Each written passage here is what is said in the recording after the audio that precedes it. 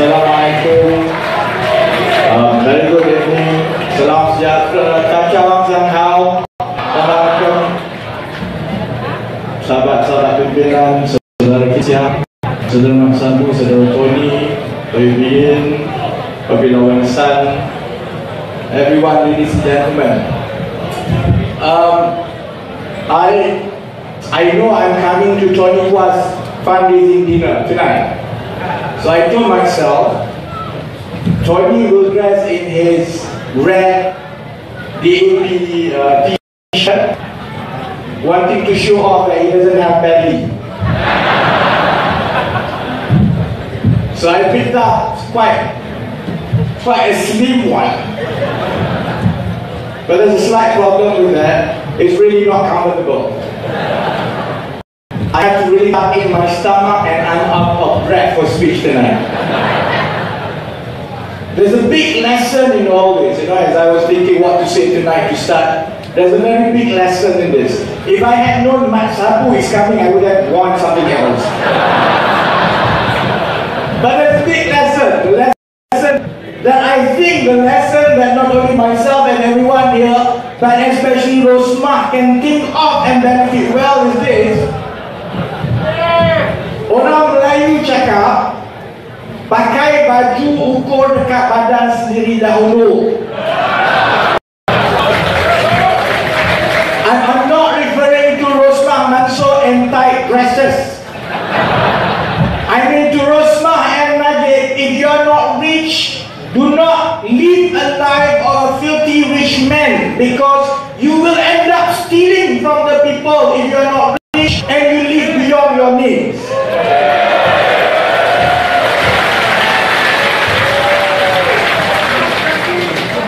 I hardly miss Tony Hua's fundraising dinner because we have some sort of solidarity between us, because we are sort of a competition who can have the most cases in court. Although as of last week's count, I have a slight advantage because I just booked a new case most probably, and this is something that I think Tony can never beat. Both of us have criminal and defamation suits. But there was a police report lodged last week that most probably will land me in another case in Mahkamah Syariah. So I don't think Tony can beat me in Mahkamah Syariah. The report was supposedly I insulted Mahkamah Syariah and the Islamic Administration of Justice. I'm not an amateur at insulting something, because on the record I've been sentenced and found guilty for insulting UMNO. I think in Malaysian history I'm the only one who has ever been charged and found guilty of insulting UMNO. So those who are here, make sure you remember, in Malaysia under Najib, insulting UMNO is an offense, so don't do that.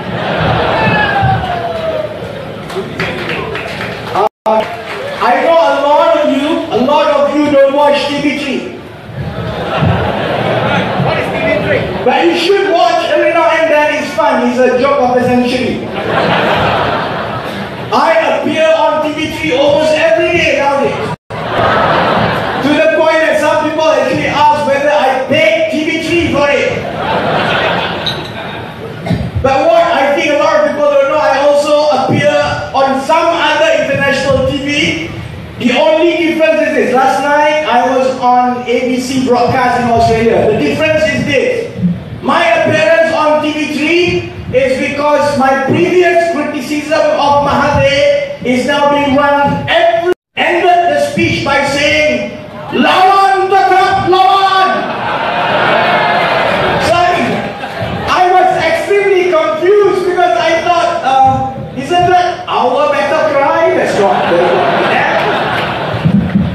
You see, "Lawan tetap lawan" is an opposition battle cry from the first time I knew politics about 20 years ago. Because we are the victims, we always fight. So I couldn't understand why would Najib say "Lawan tetap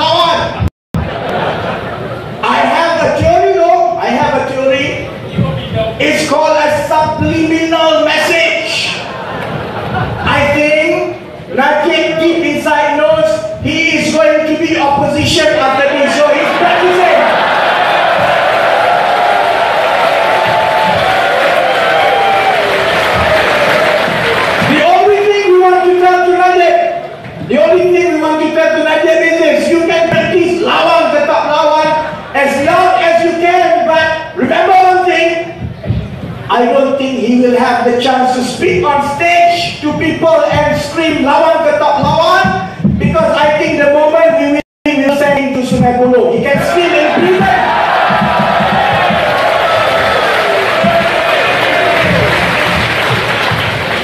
I was talking about the whole international media is now back solely focused on Malaysia and Manandini. The ABC broadcast was quite simple. The newscaster basically asked two very simple questions. With the collapse of the Bandar Malaysia rescue package, the international community wants to know this. Number one, who is going to pay the debt? And number two, is there anything bigger than just a collapse of one deal? So I was very happy to say, well, it's quite obvious the question of who is going to pay the debt is certainly not Jolo. Malaysian public, one way or another, no matter how Najib or whoever, even to be frank, even when Pakatan Harapan takes over, there's no two questions about it that there are some losses that we have to absorb and the taxpayers have to pay for them. But the most interesting thing is the second question. Is there anything more monumental than just a collapse or a dispute over details of a commercial agreement? I said, I don't know what has been discussed. I'm not a party to it, but I can tell one thing. And this is very important for everyone here, everyone listening outside, and the whole Malaysian public. It is very important to know that for the last 2 years, Najib has banked everything. He has hedged everything politically, financially and economically with the support of the Chinese government in Beijing. He goes around to Annuar people that don't worry, one MDB problem is solved because the Beijing money is coming in and within 2 years nobody is going to talk about one MDB. He goes to tell the Chinese businessmen and the Chinese kings that opposition makes noise, but look, I am the one who brings investment from China.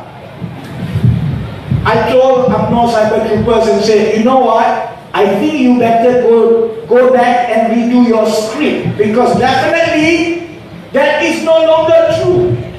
With the collapse of Bandar Malaysia, when the Chinese-owned subsidiary retracted from the deal and openly disputed the position of Malaysian government, it can only mean one thing, my friends, and it is a very good thing for us. It means that the Chinese government disagree with Najib Tun Razak. It means that whatever scheme, whatever scam, whatever that Najib was hedging on the back of the support of the Beijing government is no longer true. It means one MDB problem is here to stay and it will drag Najib to prison after it. If I were Najib, I would be quite sad, because not only the Chinese of Malaysian citizenship, the Chinese here don't like him. Despite whatever he did to Beijing and kowtow to Beijing government, the Chinese in mainland China also don't like him. But what it means is this. What it means is this. If people think that Najib is in firm control, that he is resolving all the liabilities that he had carried politically and economically, that's not true.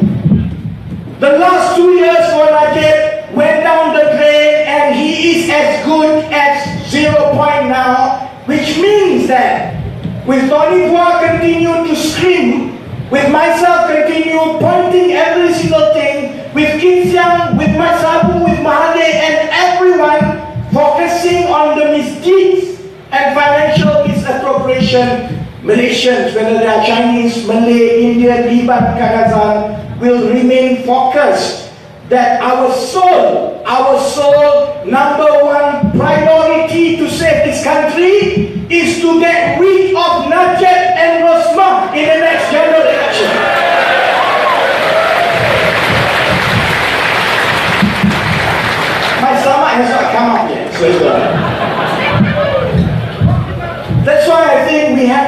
focus everything on one MDB. Johnny takes his part. He spends more time on IP. IP is his. I spend more time on trying to trace those people who have received the cash that started and originated from the public money by way of SRC that eventually went into Najib's account and was used to pay many people. Over the last 1 month, I've started to disclose one by one, and not a single one of them now could dispute or take me to court to deny that they had indeed taken the money personally from Najib.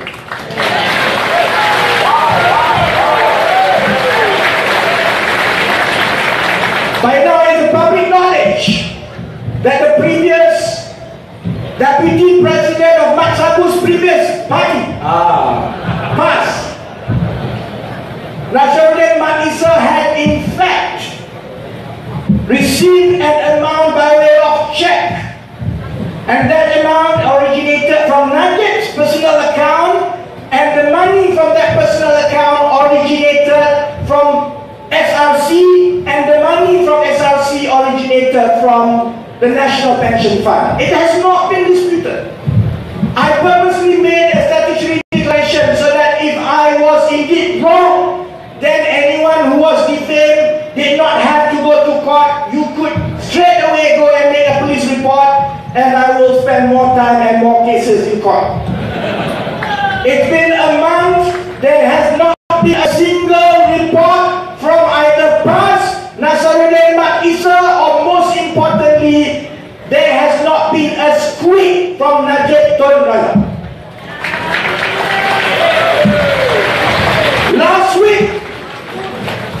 Last week I disclosed 3 more recipients. One recipient I know of personally because we went to the same school. I know him since we were young, you know. I never liked him since he was young. So there's no love lost there. In fact, this guy actually served me in my business committee in the UK. There was a check of 2 million ringgit given to one company by name of Op Solutions in the Lemah.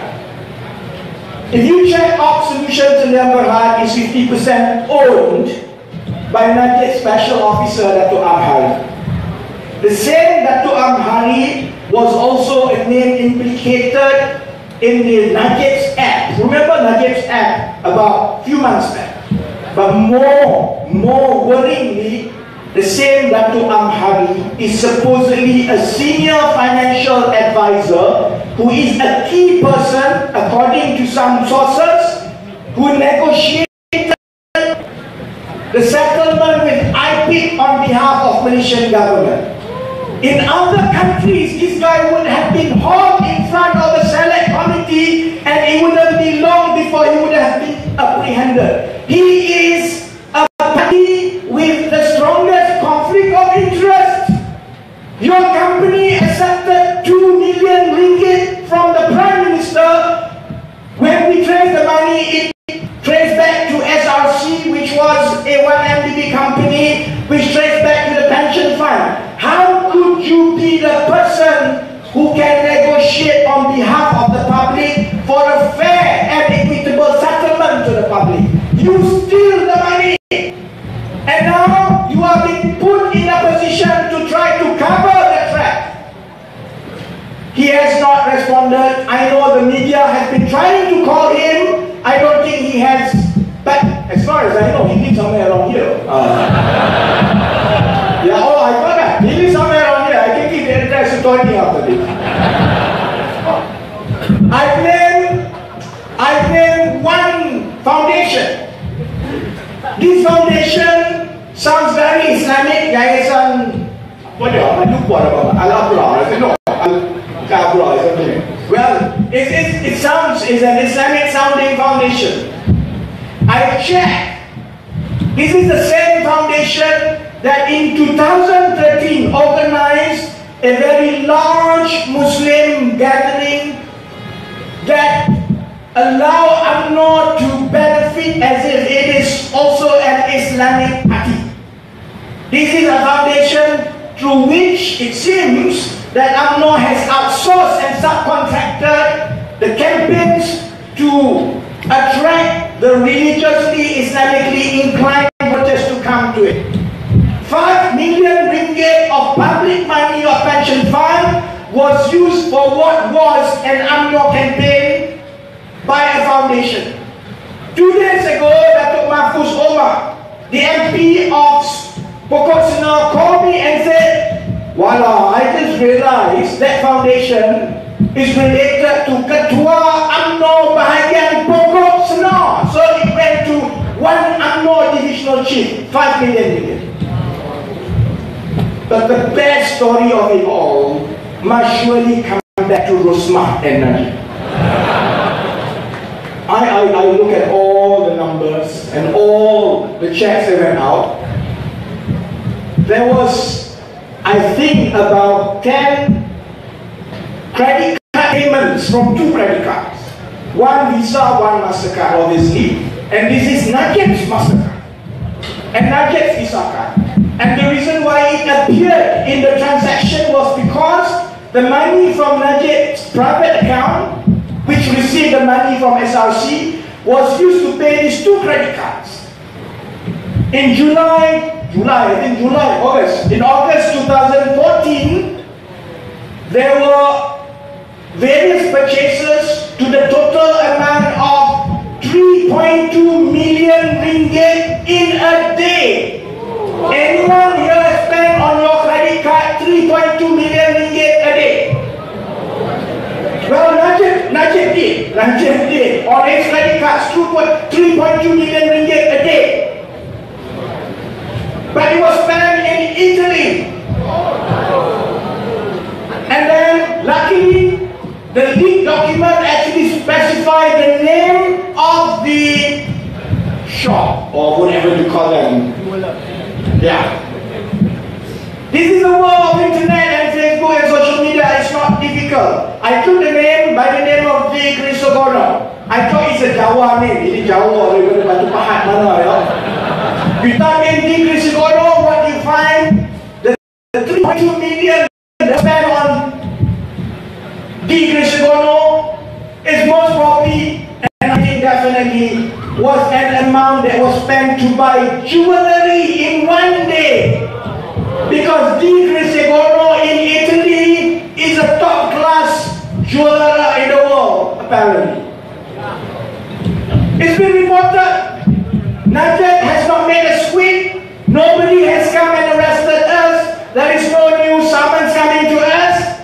Najib has not denied at all, despite my direct question to him, and I said, Datuk Najib, you spent 3.2 million on your credit card in August 2014. You used the public money from the pension fund to settle the credit card. You used 3.2 million to buy jewelry in the jeweler in Italy. Let me ask you a very simple question. Did you buy the jewelry for yourself? Because I never saw him with an earring. Then I ask a very simple question. If you paid and you didn't use the jewelry for yourself, is it true that you bought it for Rosmah Masuk 3.2 million ringgit worth of jewelry in one day in August 2014 that eventually was paid by us, the taxpayers, because SRC money went through Najib's account and that money was used to settle the credit card? I can tell you next week there will be more. The week after there will be more, and then there will be some quiet period because I will be in lockup for a while. Next week, I will be lodging a new report with the Central Bank, NEGARA, because the investigation into SRC money trail disclosed one important fact that has not been made public so far. We know how money had flown into Najib's account. We know that money actually had gone into some other people's account. Tony has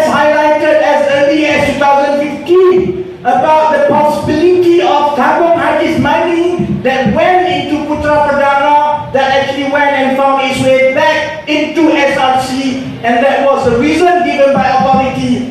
The reason why Najib was innocent and was not charged was because no money was stolen, because he was returned. That was the official answer. The 2.6 billion, no offense, because somebody donated and Najib was the most idiot in the world, he returned it back.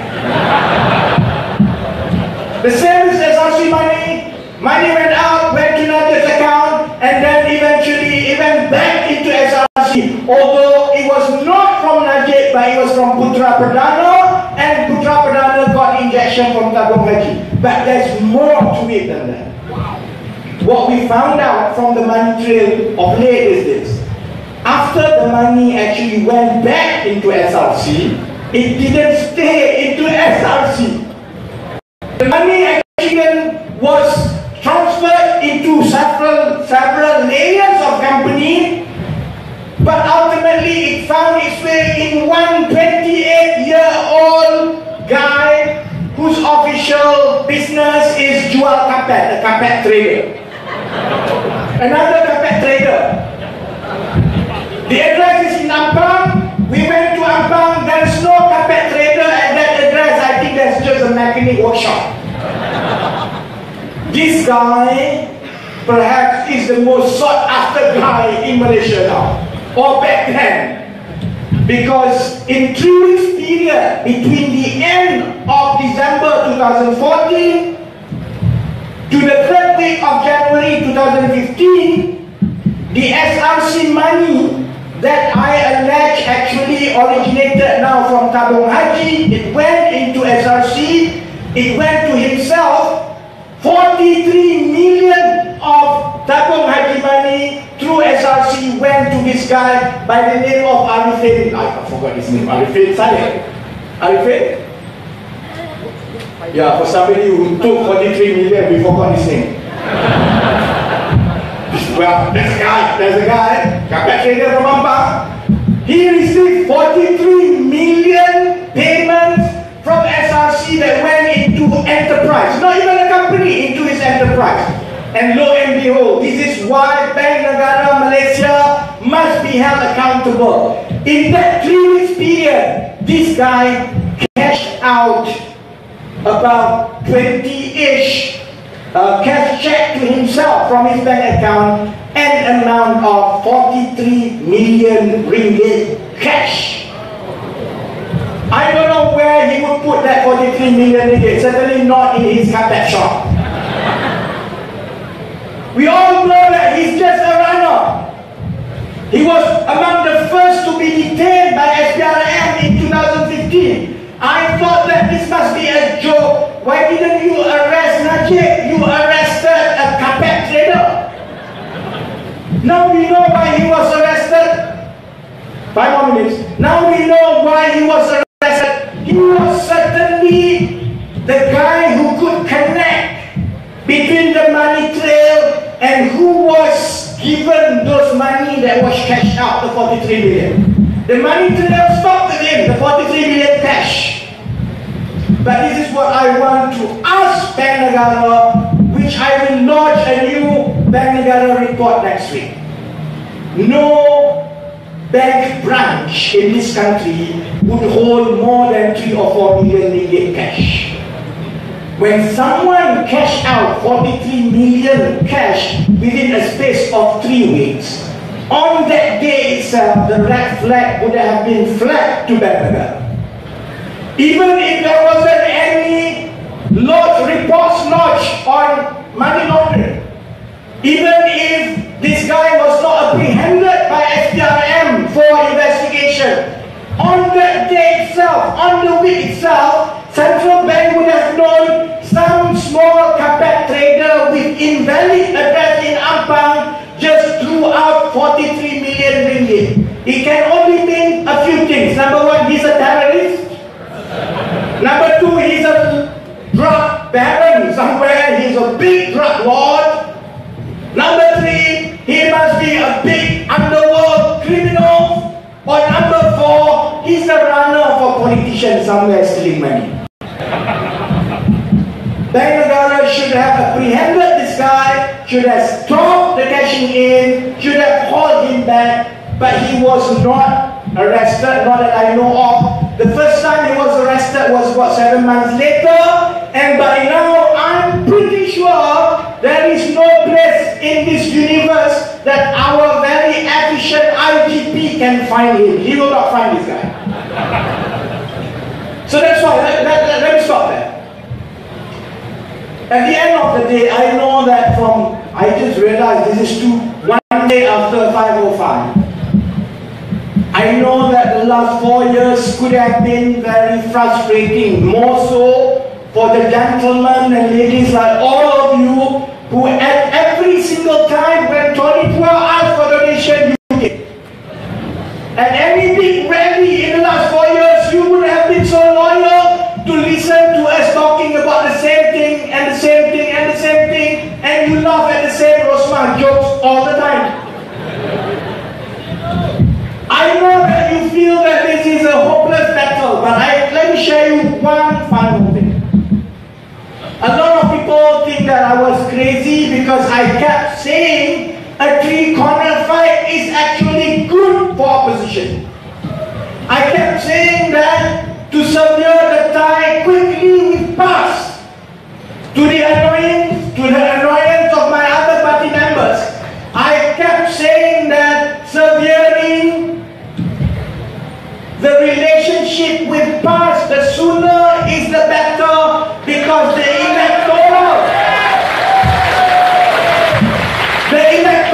arithmetic is actually better for Pakatan Harapan in a three-corner fight. I know a lot of people don't understand. I tried to explain to UMNO, I tried to explain to Ahmad Maslan, but I don't think he says it worth it. He doesn't understand computation. Put it this way. The majority of the seats, the marginal seats that we have in this country, those 50 seats that we have to win, they are all either mid seats or Malay majority seats with significant non-Malay presence. In Semenanjung Malaysia, only seats in Kelantan, Terengganu, the northern part of Kedah, and 4 seats in Johor actually have more Malays than 85%. The rest are basically 80, 20 or even lower. Take Hishamuddin, and I'm talking to Hishamuddin. Make sure this gets to Hishamuddin. Hishamuddin with 2 minister payments, Menteri Pertahanan dan Special Function Minister. Take Hishamuddin seat, Seberong. Seberong is a formidable seat for opposition. We can't go in before. But a lot of people forget Seberong is a 70% Malay, 30% Chinese Indian seats. When the Malays are split 3 ways, Malay votes split 3 ways, and UMNO votes have hemorrhaged to the point that in some areas when we poll, we know that UMNO votes have gone down almost by 50%. The best case scenario for UMNO in Seberong, for example, UMNO at best will get 40% of the Malay votes. At best 20% of the non-Malay votes, so UMNO's tally is 40% of 70% Malay votes is 28%, 20% of the 30% non-Malay votes is 6%, so it's 34% votes. PAS most probably will get about 30% or less of Malay votes. Highest, but it's Johor, so it's even lower. Let's put it around 25% of 70% Malay. A quarter of 70% Malay is about what? 16, 17%. That would leave Pakatan Harapan with about 35% Malay votes, 35% of 70%. I know there's a lot of numbers, but hold on. 35% of 70% is about 22, 23%. But there's a big good but for us. Pakatan Harapan can get as high as 80% of the 30% non-Malay votes. So you get 23% Malay plus 24%. 23 plus 24 is actually 47%. right, right? More or less. That's why by electoral mathematics, I kept saying for the last 1 year, three-corner fight is actually good for Pakatan Harapan. That's why I will budge. That's why I think this election, Najib will lose and we will install a new Rakyat government in Putrajaya. So my final plea is this. Whatever you feel before, it's time to run again. If you have campaign on the ground, you donate cash. If you want to do a bit more, please turn up to the Pacha training polling agent and counting agents that are being held every week all over the place. We need as many agents as possible to stop electoral fraud. And I hope finally it's like this. I'm not standing in this election. I will have a lot of fun going around from seat to seat to campaign against Annuar Barisan Nasional. Whatever it is, I'm not standing in this election. I only ask Isyang one thing. When we are in Putrajaya YBK, can I just be an auditor? I want to go back to what I did last time. I started my career as an auditor in London. I want to go back to that because I want to audit two things. I want to audit one MDB, but more importantly, I want to audit Najib. So I know there's been a lot of concerns about what will happen. I'm not standing whether I'm going to jail or not. I'm not worried because I know mathematically we are going to win. That even if Najib decides to send myself or some others into prison, it's not going to be long. I've also calculated, I know that if I focus in cleaning up the cell and making sure that I'm occupied, it wouldn't be long before 2-3 months down the line, the prison officer will stand with a new prisoner and bring the good news that your time is up, your place is now been taken by the new prisoner, Najib. Thank you very much.